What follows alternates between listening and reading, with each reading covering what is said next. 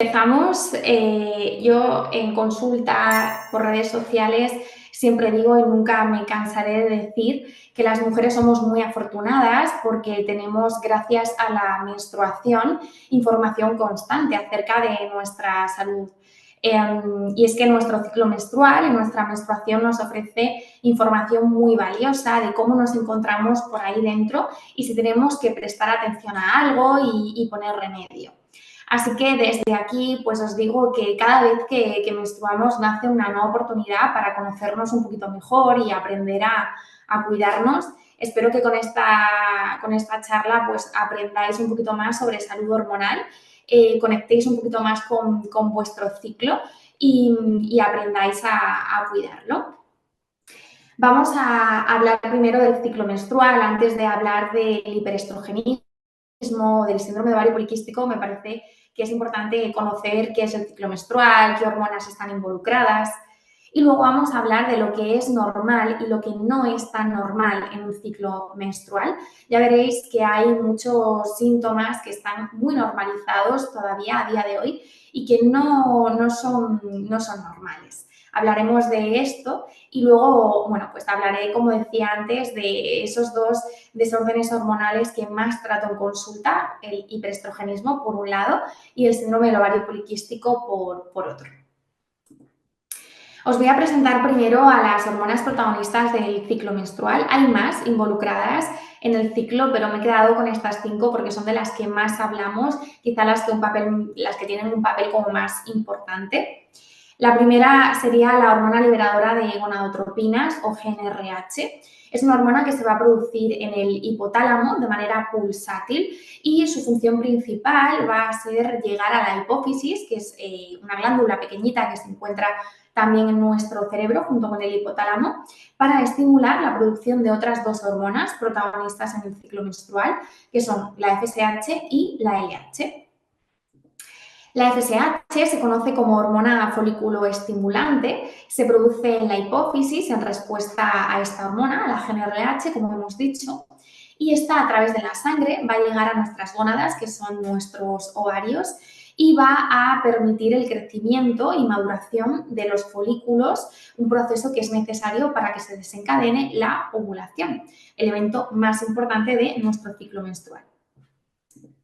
Y por último tendríamos a la LH, que es hormona luteinizante, que también se va a producir en la hipófisis junto con la FSH y también, como esta, va a llegar hasta el ovario para desencadenar la ovulación. Esta GnRH, como digo, se produce de manera pulsátil y dependiendo de la frecuencia con la que se está produciendo, va a dar lugar a una mayor cantidad de FSH o LH. Otras 2 hormonas protagonistas del ciclo menstrual son los estrógenos y la progesterona. Por un lado, los estrógenos engloba a una familia de hormonas en la que encontramos la estrona, el estradiol y el estriol. El estradiol es la hormona protagonista en toda nuestra etapa reproductiva y cuando en esta charla hablemos de estrógenos estaremos haciendo referencia al estradiol. Este se va a producir principalmente en el ovario cuando este folículo está creciendo y madurando gracias a esa FSH. Y va a tener muchas funciones, pero una de ellas, y me gustaría que os quedarais con esto, es que tiene función proliferativa. Y es que los estrógenos van a ser capaces de permitir el crecimiento de tejidos y órganos allá donde se unan. Sin embargo, los estrógenos tienen funciones que van más allá del ciclo menstrual, aunque están relacionadas con este ciclo. Por ejemplo, generan una respuesta de inmunotolerancia, es decir, los estrógenos hacen que nuestro sistema inmune se vuelva más tolerante ante los agentes externos. Y esto tiene una explicación. Hay 2 momentos en nuestro ciclo menstrual, ventana fértil y ventana de implantación, en los que los estrógenos se encuentran en su punto más alto.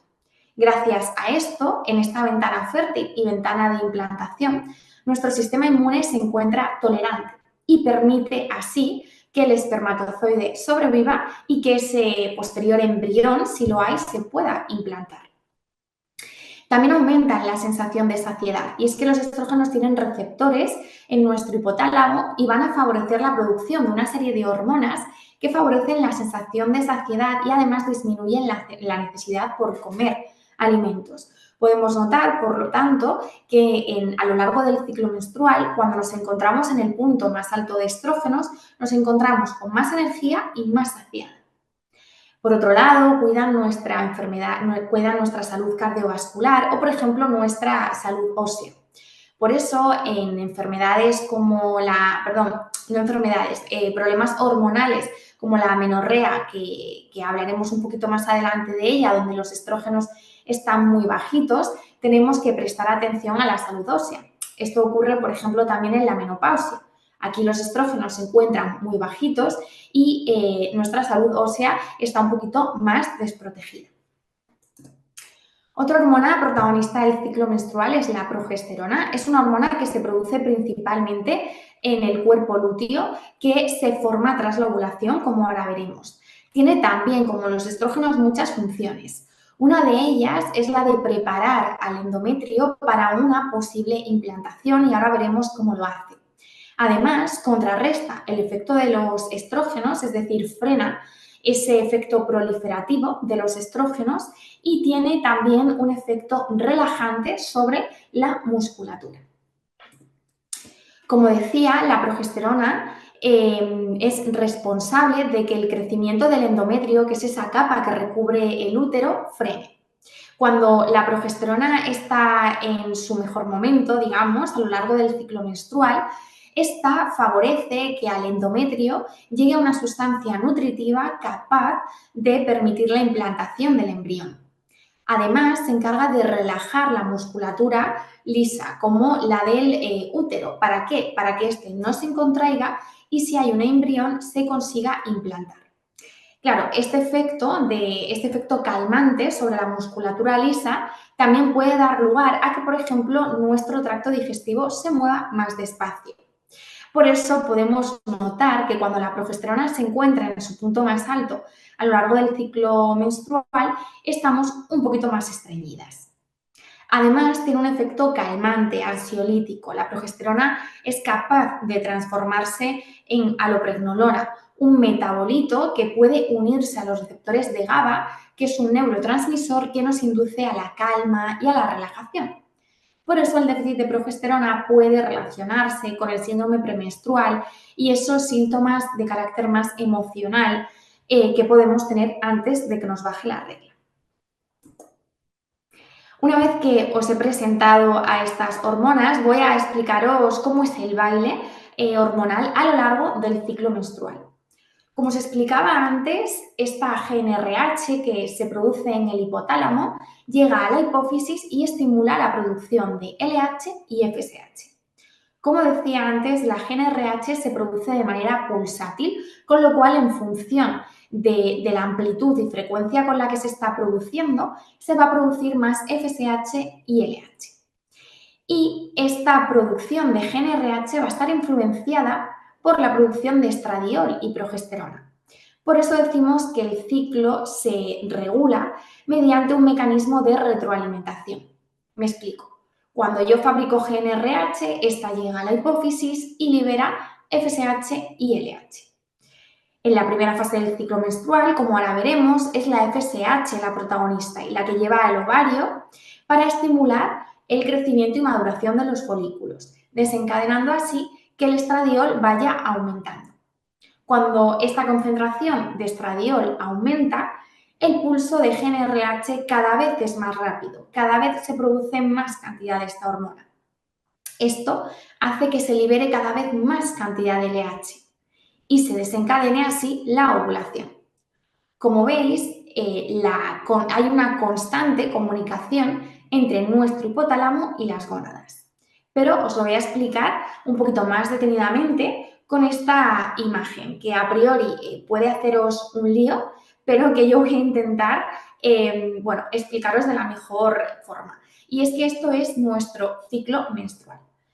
Cuando hablamos de ciclo menstrual, hablamos de dos ciclos que se producen de manera paralela. Uno en el ovario, que es el ciclo ovárico, y otro el ciclo que se da lugar en el útero.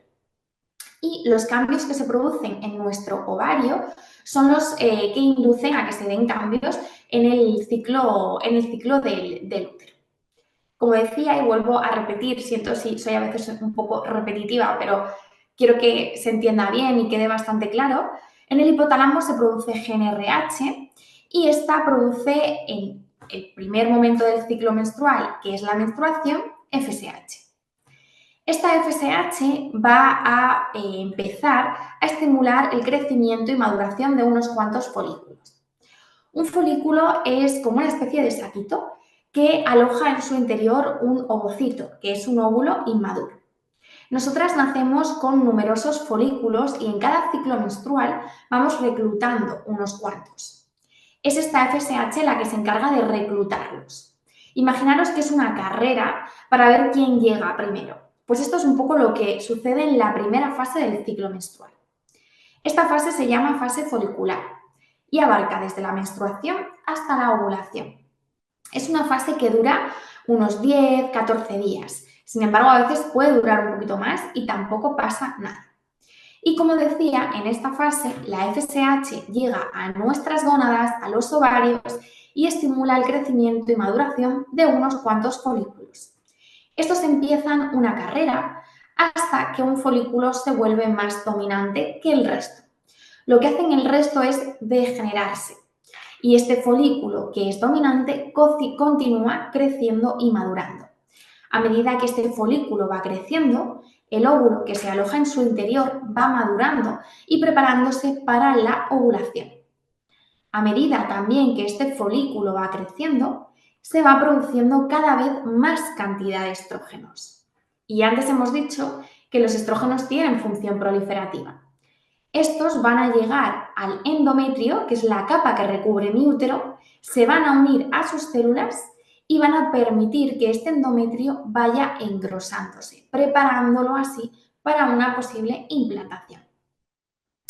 Cuando el folículo está preparado para ovular, es decir, ya no puede crecer más y el óvulo está listo para ser liberado, lo que ocurre es que se da un pico de estrógenos. Y este pico de estrógenos es detectado por nuestro hipotálamo. Es entonces cuando se empieza a producir de una manera más intensa, digamos, GnRH. Y esta producción más constante de GnRH va a dar lugar a un pico de LH. Esta LH va a llegar hasta el folículo que ya no puede crecer más, que está listo para ovular y va a favorecer esa ovulación. Imaginaros que es como tener un globo que no se puede hinchar más y la LH es esa aguja que llega a pincharlo para liberar ese óvulo. Así es como se desencadena la ovulación.